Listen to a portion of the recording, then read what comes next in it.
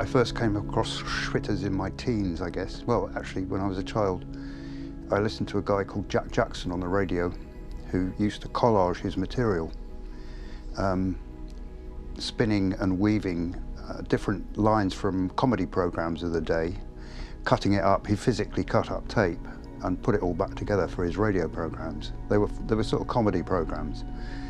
And I suddenly realized this power of juxtaposition and the possibility of using disparate elements, bring them into combination to make something new.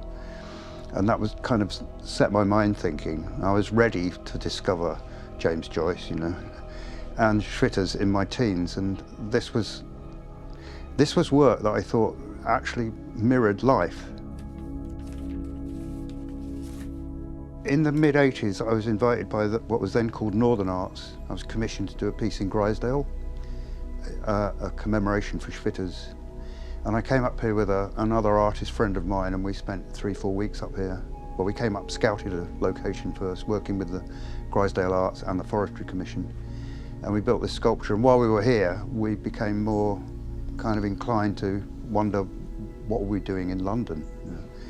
So eventually we moved up, and I sort of discovered more and more about Schwitters while I was here, and there wasn't actually that much available about him at the time. I know Abbott Hall had a collection. The Armet had a few pieces that had started to be collected in the 50s, but in terms of recognition, there was nothing really. So I started to dig more, I started to work with the Armet, and I also discovered that I studied at the Royal College of Art, I was lecturing at the Royal College of Art, and I discovered that what became my studio had been a studio used by 5 painters from the painting students from the Royal College of Art during their evacuation here during the war. So I felt I was continuing this legacy of both the Royal College's involvement and connection to the lakes and Schwitters' connection to the lakes, his last 2 years here, 2.5 years. And I do feel he's still here, you know, his presence is still here. Not just in the physical places that he worked in and visited and drank tea and scrounged meals, you know. There is something about the organic quality of Ambleside itself, the layout, the architecture.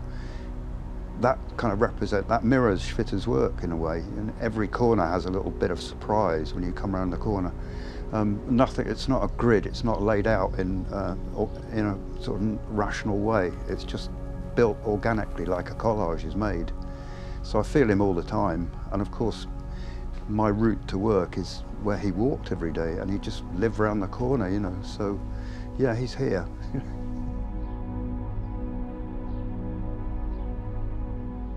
He was a foreigner, he was German, even though he was anti-Nazi. This was a small rural village. There was a lot of xenophobia, even though, you know, over time, he was accommodated by the village, basically, with a bit of suspicion, I suspect. He wasn't welcomed by the art community here, I know that, by the lake artists. They actively tried to kind of curtail him and stop him showing, but partly because he was a better artist than them, but they also tried to stop him because he'd earned money, he was a professional. And I never understood that, because they sold their works as well at these exhibitions, so I thought that was a bogus argument. There was a lot of xenophobia in there, I think. But he just carried on, you know. There was an intuitive connection between the brain and the hand when he was painting. And I know a lot of people, a lot of experts have kind of poo-pooed that work, saying these were pot boilers.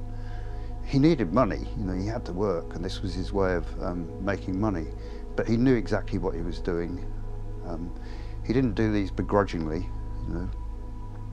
He enjoyed painting, he loved art, simple as that, and he was good at it, the best.